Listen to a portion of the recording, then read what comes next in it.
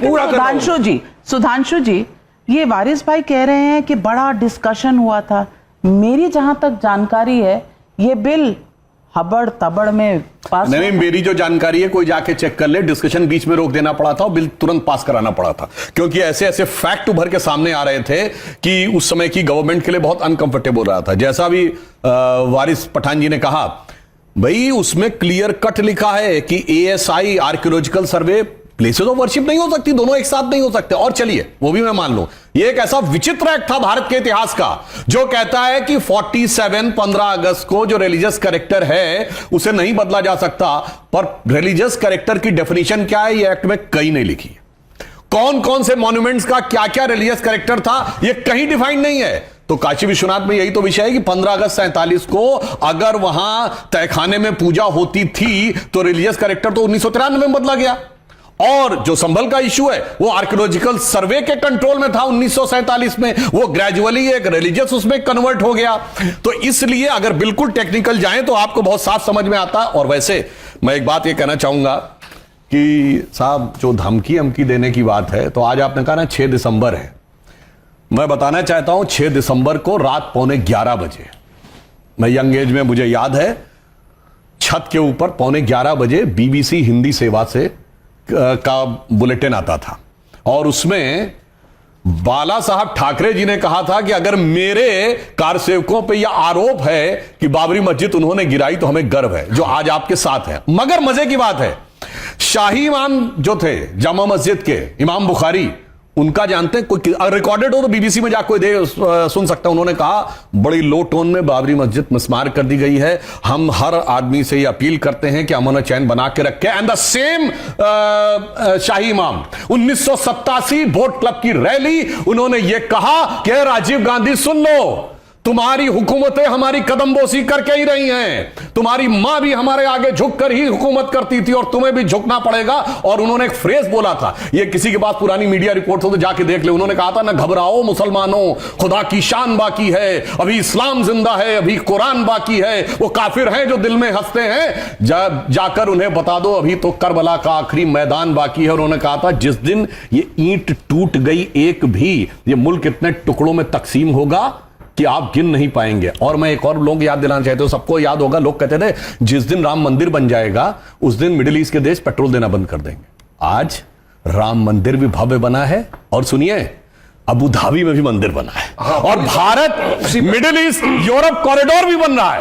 और मोहम्मद बिन सलमान G20 के बाद एक दिन एक्स्ट्रा रुके हैं भारत में व्यापार की बात करने के लिए। और लास्ट में एक बात और सर, गंगा जमनी तहजीब इसलिए है ना, दारुल उलूम देवबंद और मतलब देवबंदी और बरेलवी दोनों गंगा जमुना के मैदान में रहते हैं। सर जैसे ही अफगानिस्तान पाकिस्तान में चले जाते हैं एक दूसरे को मारने लगते हैं, अगर दसला फरात के मैदान में चले जाते हैं सीरिया इराक में जवाब काटने लगते हैं। 2 चीज का जवाब आपको दूंगा। एक तो बाबरी मस्जिद का आपने कहा, तो मैं तो आज भी बोल रहा हूं, मेरा मान्यता है। विष्णु जैन जी जुड़ चुके हैं, आपका स्वागत है। स्वागत। 2 चीज सुधांशु जी ने बहुत कही, मैं उनके ये वापस याद दिलाता रहूंगा। सुधांशु जी, मेरी मान्यता तो आज भी है, मेरी आस्था आज भी है कि एक बार जहां मस्जिद थी है ता कयामत तक रहेगी। आपने धोखे से हमारी मस्जिद को शहीद कर दिया, लेकिन आज देश ने एक चीज देख लिया है पूरी तरह से, दुनिया ने एक चीज देख लिया कि सुप्रीम कोर्ट तक ने कह दिया था कि वहां पर कोई प्रमाण नहीं मिले कि मंदिर को तोड़ के मस्जिद बनाई गई है, लेकिन आज एक प्रमाण पूरा दुनिया देख रही कि मस्जिद को वाकई में शहीद करके तोड़ के आपने मंदिर में बनाया है।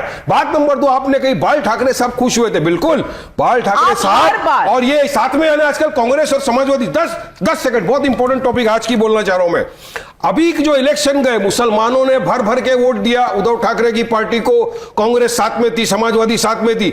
आज उद्धव ठाकरे शिवसेना का जो है, उनका जो मेन नेता है मिलिंद करके, उन्होंने ट्वीट किया। क्या ट्वीट करके बोल रहे मालूम है? हमको गर्व है, हमने बाबरी मस्जिद को शहीद कर दिया। सोचिए, 90% मुसलमानों के वोट लेने के बाद आज ये महाराष्ट्र के अंदर जो मुसलमानों के साथ धोखाबाजी, गद्दारी के जरिए, इसका आप कौन जवाबदारी देगा? मैं तो कांग्रेस वाले को बोलूंगा, मैं तो समाजवादी वाले को बोलूंगा। मैं राष्ट्रवादी को बोलूंगा कि शरद पवार जी आइए, बताइए क्या आप इस बात का खंडन करते हैं या आप इस बात का सपोर्ट करते हैं कि 90% जिन्होंने आपको वोट दिया उनका नेता आके बोल रहा है कि हमको गर्व है, हमने बाबरी मस्जिद को गिराया। अब ये मुसलमानों के साथ धोखा नहीं हुआ तो क्या हुआ? ये मुसलमानों की पीठ में खंजर नहीं भोंका तो क्या हुआ? नहीं, पर ये बात करते हैं, आप बार बार बात करते हैं कि सुप्रीम कोर्ट की जजमेंट ने कहा कि यहां कोई मंदिर नहीं था। सुप्रीम कोर्ट ने कहा कि इसके नीचे एक स्ट्रक्चर था लेकिन वो इस्लामिक नहीं था। एक मिनट, मैं बताता हूं। सुप्रीम कोर्ट ने जो कहा, उसने कहा 12वीं शताब्दी से पहले यहां पर कोई मंदिर था, उसका आर्कियोलॉजिकल एविडेंस नहीं मिला। और मैं चुनौती से कहता हूं, अगर आप डॉक्यूमेंट्री एविडेंस को नकार दें तो 6 दिसंबर 92 से पहले वहां कोई स्ट्रक्चर था, इसका कोई आर्कियोलॉजिकल एविडेंस आज नहीं है। जब कोई चीज डिस्ट्रॉय हो जाती है उसका कोई आर्कियोलॉजिकल एविडेंस नहीं बचता है। और एक बात मैं इनसे कहना चाहूंगा, ये लोग कैसे लड़ाई लगाते हैं? सुनिए, इसी हिंदुस्तान में सर, एक मिनट, इसी हिंदुस्तान, सर पूरी बात सुन लीजिए। इसी हिंदुस्तान में एक और मस्जिद तो शहीद हुई, चरारे शरीफ, सदियों पुरानी मजार जलाकर खाक कर दी गई और मस्तगुल पाकिस्तान भाग गया। एक मुसलमान उसके लिए छाती नहीं पीटता। और किस लिए शहीद की गई? कि मजार कुफ्र है।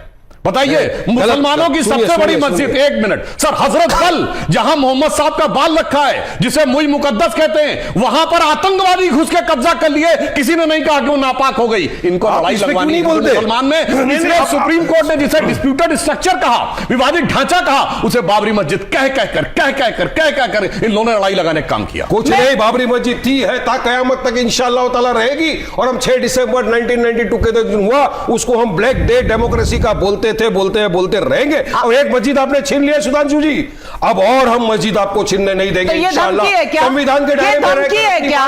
नहीं, ये धमकी है क्या? यही जमात ने आज कोर्ट में भी कहा। आप बार-बार ये कहते हैं संविधान के दायरे में रहकर अपनी बात करते संविधान कहां से आ गया? जब आप अयोध्या का वर्डिक्ट नहीं मानते, जब आप कोर्ट की प्रक्रिया नहीं मानते, तो संविधान के आप कैसे बिलीवर हो गए? लेकिन मैं जमाई साहब से पूछना चाहती हूं, अमीक जमाई साहब, एक तो ये बोलते हैं जो बोलते हैं, दूसरी तरफ से राम गोपाल यादव जी बोलते हैं। राम गोपाल यादव जी कहते हैं छोटे छोटे जज देश में आग लगवा रहे हैं। आज उन्होंने कहा हां होगा ही, अगर इस तरह से कोर्ट में दायर किए जाएंगे पिटीशंस तो अशांति होगी। मैं पूछना चाहती हूं, किसको डरा रहे हैं, किसको धमका रहे हैं? क्योंकि 92% वोट आपका मुसलमानों से आता है। ये 2024 के लोकसभा इलेक्शंस दिखाते हैं। इंडिया गठबंधन को 92% मुसलमानों का वोट मिला, तो बस उन्हीं के लिए, एक वोट बैंक के लिए ये स्टेटमेंट्स हैं। बात से मुसलमानों की नहीं नाविका जी, आपका कार्यक्रम पूरे देश में इस वक्त करोड़ों लोग देख रहे होंगे। आप बात कर रही हैं कि जो सांप्रदायिक उन्माद है, पोलराइजेशन की जो राजनीति है इस देश के अंदर, शिलान्यास से आप उठाइए, राम मंदिर का जो प्रोजेक्ट था भारतीय जनता पार्टी और जो ये आंदोलन इस देश में चलाया गया, इस देश को क्या मिला? आखिर में सुप्रीम कोर्ट के मामले में इस देश के हिंदुओं ने, मुसलमानों ने मिलकर, और विशेषकर मुसलमानों ने मिलकर आगे बढ़कर अपने देश के हिंदू भाइयों के लिए, सौहार्द के लिए, आइडिया ऑफ इंडिया के लिए, भाईचारे के लिए हमने कहा ठीक है, अगर इससे इस मुल्क में अमन आता है तो जो सुप्रीम कोर्ट कहेगी, एक ईटा पूरे देश में, एक नाराजगी का इजहार, एक प्रेस नोट पूरे देश में मुसलमान जारी नहीं करेंगे। और जो लोग इसके जानकार हैं वो ये जानते हैं कि सुप्रीम कोर्ट के बाद जब फैसला आया तो इस देश के सब लोगों ने माना।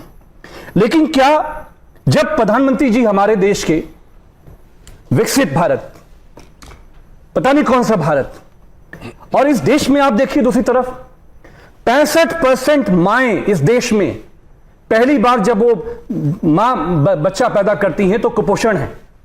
इस देश के अंदर 70% विश्वविद्यालयों में, सुधांशु जी संसद में हैं, इनको आंकड़े बहुत पता हैं, शिक्षक नहीं है हमारे देश के विश्वविद्यालयों में। और ग्रामीण उत्तर प्रदेश चले जाइए, हमारा ग्रामीण भारत में चले जाइए, सेप्ट्रान का टैबलेट अस्पताल में नहीं मिल रहा है। झांसी में क्या हुआ? एनआईसीयू के अंदर वो बच्चा कौन था जिसने अभी आंख भी नहीं खोली थी? हिंदू था, मुसलमान था, मंदिर में जाएगा, मस्जिद में जाएगा, बौद्ध मंदिर में जाएगा, जैन मंदिर में जाएगा, किसी को नहीं पता। इसीलिए अखिलेश यादव जी कहते हैं कि इस देश में पॉजिटिव पॉलिटिक्स कब होगी? पॉजिटिव पॉलिटिक्स का मतलब यह है कि जब प्रधानमंत्री जी जो कहते हैं वो करते क्यों नहीं है? क्या यह बात सही नहीं कि पुष्पमित्र शुंग का जब हम इतिहास में जाएंगे, हम इतिहास के छात्र रहे, स्टूडेंट रहे, पुष्पमित्र शुंग ने इस देश के अंदर यहां से लेकर अफगानिस्तान तक, नाविका मैम, पूरे देश में उसने जो है बौद्ध मठों को जमीन में दफना दिया। आपका नाम बताइए, हवा मत दफना दिया था। कोट करिए सोर्स, और करिए, हवा में झूठ मत बोलिए, सोर्स कोट करिए, इनको सोर्स कोट करिए, सुधांशु सोर्स कोट करिए, और एविडेंस नहीं, एविडेंस किताब बताइए, सोर्स किताब बताइए, और सुनिए, फैक्ट पर बात जैन मंदिर, अच्छा ये जैन मंदिर, गुजरात में जैन मंदिर, जहां भारतीय जनता पार्टी को मौका मिलता है जैन समाज पे चढ़ाई करने का काम करते हैं, और एक सैकड़ों साल पुरानी मंदिर पे हिंदू समाज के लोगों ने कब्जा कर लिया। और गोमती एविडेंस है, गोमटगिरी आंकड़े हैं, गोमटगिरी किताब है, गोमटगिरी मध्य प्रदेश में क्या हुआ? कोई डॉक्यूमेंटेशन है जिसके बेसिस पर आप ये गोमटगिरी मध्य प्रदेश में क्या हुआ? हमारे जैन साहब बैठे हैं, हो सकता है कि गैर हिंदू हैं, जैन समाज की भी इनको थोड़ा चिंता हो, ये बता देंगे। गोमटगिरी में हिंदू समाज के लोगों ने मंदिर को कब्जा किया। मेरा सवाल सिर्फ ये है कि जो हजारों साल के इतिहास हैं, मंदिर खोदना, मस्जिद खोदना, बौद्ध मत खोदना, जहां पे जिस मंदिर में जाइए बुद्धा की मूर्तियां निकलती हैं। कल लोग आएंगे, कहेंगे साहब मंदिर गिराइए, मंदिर का सर्वे कराइए, यही होगा इस देश के अंदर। मैं सुधांशु जी से पूछता हूं, प्रधानमंत्री जब ये कहते हैं कि हम इस देश को दुनिया में आगे ले जाना चाहते हैं, दुनिया में हम नेता बनाना चाहते हैं, आप नेता नहीं, इस देश को आग लगाकर खाक कर देना चाहते हैं। अब मैं बताता हूं सरेआम कैसे झूठ बोलता है कोई व्यक्ति दिखाई पड़ रहा है। अभी वारिस पठान ने बोला, जूनागढ़ गुजरात में क्या हुआ? पूरी बात बोले, अब आप बोल चुके सर। जैन मंदिर कब्जा किया आपने? आप बोल चुके, आपने जैन मंदिर कब्जा किया कि नहीं? सर बोल, गोमटगिरी मध्य प्रदेश में जैन मंदिर पे कब्जा हुआ कि नहीं? अब आप बोल, हम जाए क्या तरीका है? जाए बोल चुके ना। अरे हम कह रहे हैं हमें बोलने की दंगा करवाएं, कुछ करवाइए, जैनों को लड़वाएं, धमकी किस बात की है? ये धमकी किस बात की है?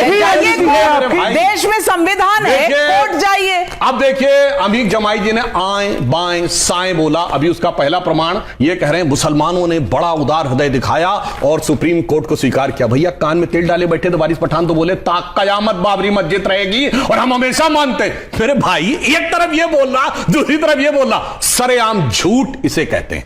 अब आइए आपने इस प्रकार की बात कही कि बौद्ध धर्म को नष्ट किया गया, तो मेरे बात आप नहीं बता पाए। मैं किताब का नाम बता रहा हूं। नहीं। अरे भाई आप अभी तो मत बोलिए, आप बोल चुके हैं। रोमिला थापर से लेकर सबकी किताब कोट कर दूंगा। आप किताब कोट करो। क्या पुष्पमित्र शुंग आपका हीरो है?